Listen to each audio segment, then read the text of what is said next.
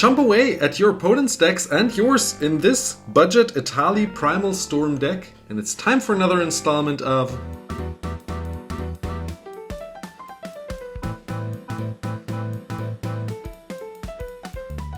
Think outside the deck box. Let's quickly look at Etali Primal Storm. For 6 you get a 6/6 Elder Dinosaur, and whenever he attacks, so he doesn't even have to deal damage, just attacking is enough.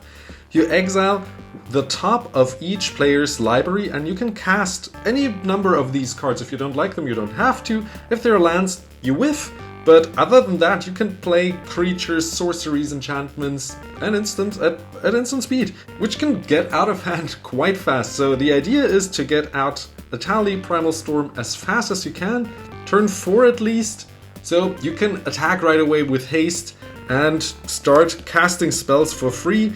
We have a whole bunch of big spells in this pile, big bombs I called it. Some booster cards that boost our Etali and help him get through and get fast, because he doesn't have haste himself. A card draw pile, as well as a damage pile and a ramp pile. And lastly the lands. And this is the third deck that we built in our 3-hour 3 decks deck building marathon. We tried to keep it budget since it is a beginner's deck. You can always upgrade it, but this could be the baseline of the deck that still makes it function and fun to play. And then you can put in any cards that you want to upgrade it even further. But interestingly enough, this deck costs less than €5 if you ignore shipping costs, language, condition, if you just want to have the deck. So buying a 60, 50, €100 deck doesn't mean you have a powerful deck. You can have a nice, fun and powerful bracket 1 deck for just around €5. So now let's look at our big bombs pile. We have Mindclaw Shaman, and I sorted them by mana costs. So we're starting with 5 and above.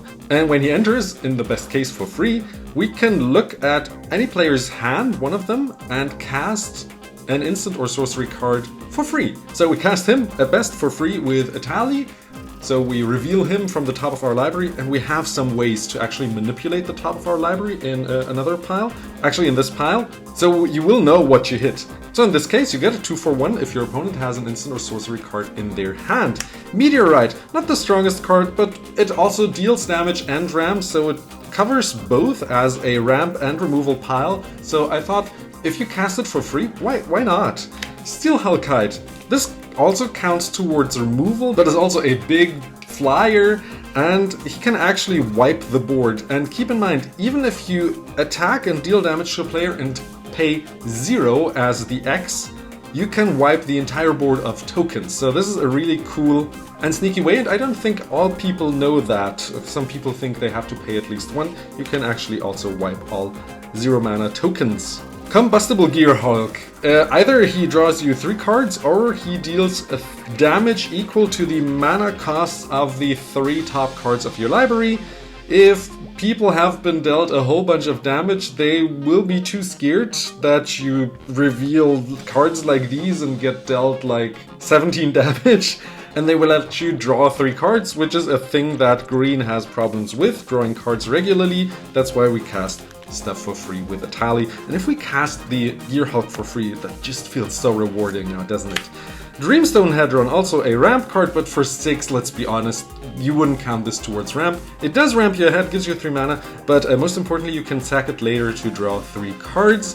You have Boarding Party, which is a cascade spell, so if you cast it either for 6 or for free with Etali, you can now reveal the top cards until you reveal something that isn't a land and costs less than 6, and also cast it for free. And it's a 6/3 body, why not include that, right? We play more cascade cards. For 7 we have another cascade here. And keep in mind, if we actually cascade into another cascade card, you can continue cascading. You can also tap this to sacrifice any artifact itself also, if you don't have anything else, and return any artifact to its owner's hand, either yours to save something, or to have a new trigger, or a removal for an opponent's equipment maybe. This destroys any permanent on the battlefield that is not a land when it enters, so you would love him to re-enter if you have the Ingenuity engine that could be arranged. Sandstone Oracle lets you fill your hand back up if any of your opponents has more cards than you do. Bane of Balaguet, whenever it attacks, the opponent has to exile 2 cards from their board, so these are gone and then they block. Keep that in mind, this is the order. Another Cascader, now for 8. Artisan, when he's cast, and Etali does cast the Kozilek, you get any creature back from your graveyard onto the battlefield, and it has Annihilator 2. Again, similar to the Balaguet, whenever he attacks, your opponent has to sacrifice, in this case, 2 permanents. This one exiles 2 permanents. Then, Seer's Lantern and Crystal Ball, both of these let you scry the top card of your library. This even 2 cards of your library, and it's also Mana Rock, so great having options here. And you always want to look at the top card. If it's a land, normally you would put it down because you're not able to cast lands, right? So we try to include multiple options to scry, and if you're able to scry every turn, that is even better. And if you don't hit a land, that is great because you will hit a spell probably with the next card. Dragon Breath, now we're at the booster pile, the cards that boost your commander. This always comes back when your enchanted creature dies, if it was attached to a bigger creature, and it automatically attaches itself, gives haste, and you can also boost your commander. It's just a wonderful card. We have some hasty boys. This one gives haste to any creature. This one gives haste to all creatures that you control. This one gives haste to your creature that is equipped. Crashing Drawbridge gives haste to all creatures. Haste Magic also exiles the top card, and you may play it until your next end step. So you boost your commander, give it haste, and also might cast the top card of your library. If it's a land, you can also play it with this haste magic, but you still have to pay the mana cost if it is a spell. Sure Strike I found interesting to include as a little combat trick. If someone thinks they could kill your commander by blocking the 6/6, you give it first strike, make it a 9/6, and strike first. I found a extra combat step spell. If you want to push this deck even further, if you enjoy the Etali deck, you should include more combat steps, because then you attack a second time. You attack, you cast all the stuff, and then you cast cards like Overpowering Attack, untap all creatures, and attack again. Get the trigger again, cast another 3 spells, hopefully, from the top of everyone's library. Actually, 4 spells, including yours. And the free running is a really nice way if you actually have this card in your hand and don't cast it for free for 5 from the top of your library. You can cast it for the alternative costs if you attacked with a commander. He doesn't have to be an assassin. Rising of the Day gives haste to all your creatures and also boosts your legendaries, so now your commander is a 7/6. Also, this deck could win with commander damage. Either you win with just the big stuff that you have, or you win with stuff that you cast from your opponent's decks, or just damage, and commander damage could be a thing, right? Double Strike and Trample for 1 turn if they let your commander through. Shiny Impetus, now your commander has to attack every turn. You want to do that. And you get treasures whenever the enchanted creature attacks. You could put it on a opponent's creature if you don't want to be attacked by their creature anymore, but force them to attack anyone else if they can. You boost their commander or whatever scary creature that they have that you don't want to get hit with, and you get treasures for that. So thank you, and also politically nice if you boost their creature, right? Executioner's Hood gives Intimidate, therefore only your commander can be blocked now by red and artifact creatures. And lastly, the City Key that also allows you to discard a card and make your commander unblockable. Okay, and then you can actually pay 2 whenever it gets untapped to draw a card again. So it taps itself, and when it untaps at the beginning of your turn, you can draw a card and now replace the card that you discarded. Some card draw cards. I like the Humble Defector since it's just such a nice budget card, and you draw 2 and you have a little pack that your opponent gives you your Humble Defector back when they use it. next turn hopefully. Crash Through gives your commander trample, replaces itself. Expedite the same but gives haste. Tormenting Voice, and we have some more discard card drawers to filter out your hand, maybe get rid of some lands that you have left over, but also get some treasures when you cast these spells, and also for 4 mana if you cast it for free doesn't feel so bad. Cathartic Reunion similarly, and Thrill of Possibility. Again, Solemn Simulacrum ramps you also, so you could put it into the ramp pile, but also draws you a card when it dies. Armillary Sphere will get you 2 basic lands, filtering out your deck from excess lands. Introduction to Prophecy, another scry card similar to the Lantern and the Ball, and also replaces itself, so you do cast it before you attack with your commander. Tome lets you draw a card, so we might have some excess mana lying around, especially when we cast all the stuff for free from the top of our library, and at some point we might just want to simply draw a card. And similarly, the Magnifying Glass ramps you and lets you investigate, which you can later then again sack for a bonus card. And the Magus of the Wheel to actually reset everyone's hand. Again, this you could play politically, asking everyone if that is okay with everyone, but also you're playing a red deck, you can play aggressively. If your hand is low and you have like 1, 2 or 0 cards, then you just might want to crack it. Everyone has like 5 cards, why not get a fresh hand for everyone? Removal cards. This one I found interesting because I didn't know him. Exuberant Firestroker. When you have a big creature, Etali, everyone? Big creature?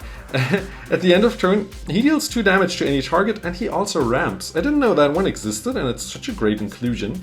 We play some board wipe like Pyroclasm as well. That deals 2 damage to every creature. Our commander is just too big to die through that, so also being able to have this card at instant speed from the top of your library if you exile it with your commander and cast it for free and destroy all the blockers of your opponents, that can be quite devastating. Scourging Dragonfire, just dealing 3 damage to a creature or planeswalker, exiling it. Some more option, Fast and Furious, either you draw some cards, replace some cards, or you again deal 3 damage to every non-flying creature.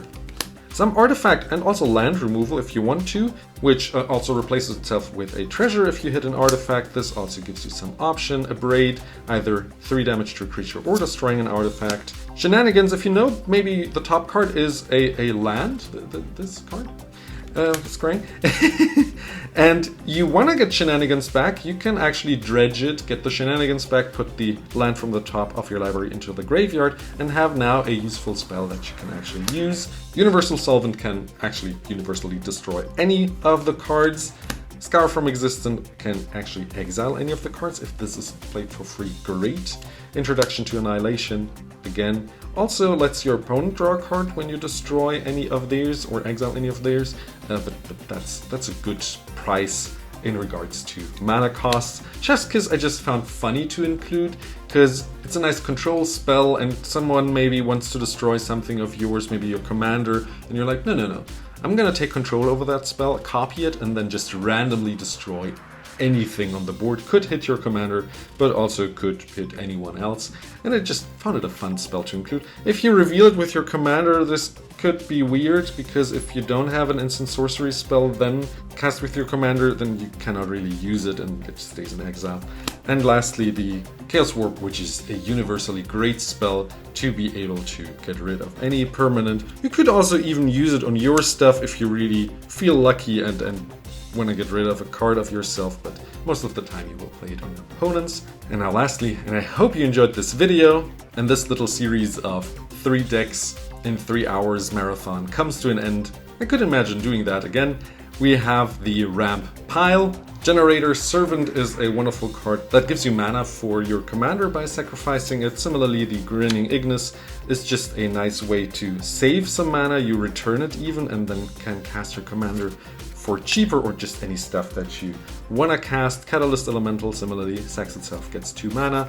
Huntmaster actually reduces your mana costs by 1, so he only costs 5 now, and gives haste, so it's a 2-for-1. Burnished Heart, 2 lands from your library when you sack it. Hedron Archive to later also draw cards if you want to. Iron Mirror, just solid, normal inclusions in a budget deck. Fire Diamond, Worn Power Stone, because it costs a little more, and if your commander hits it, it feels better. Casting it for free. Commander Sphere could be replaced by a card if you want to sack it. Mana Geode is another one that scries, and now again you have a Mana Rock that also looks at the top of your library, and now you know what you might reveal. And lastly, the Explorer's Scope. That again lets you look at the top card of your library whenever you attack, and you can actually stack this effect so that you attack with your commander attached with the scope, and then both of them trigger. You want to exile everything, but the very first thing you want to do is actually look at the top card. If it's a land, you put it onto the battlefield. If it's not, now you can cast it for free. That is the idea of the scope. And now let's quickly look through the lands, and if you enjoyed any of the latest decks that I posted, or any of my decks on the channel, do consider subscribing. This would help me a lot. We're almost there to being monetized on the channel, and I'm really happy to finally reach this milestone. So we are playing cycling lands, 2 of them. Just if we have too many lands, we can just drop them and get a fresh card. We're playing Temple of the False God and Evolving Wilds and Terramorphic Expanse. And then 30 beautiful different mountains. And now I do want to hear from you. Which cards do you think I have forgotten to include in this deck? Any suggestions? Put them in the comments below, because if the person who gets this deck as their Christmas present really enjoys this deck and they have some suggestions in the comments, this could help them a lot to find cards to be included. Let's keep it budget for now at, let's say, around $1 per card at max. And if you further want to support this channel, click those 2 buttons to subscribe and watch another video. Hope to see you there. Stay positive, even though you might want to burn everything down, because it's a red deck, not literally. Anyways, see you in the next video. Bye bye.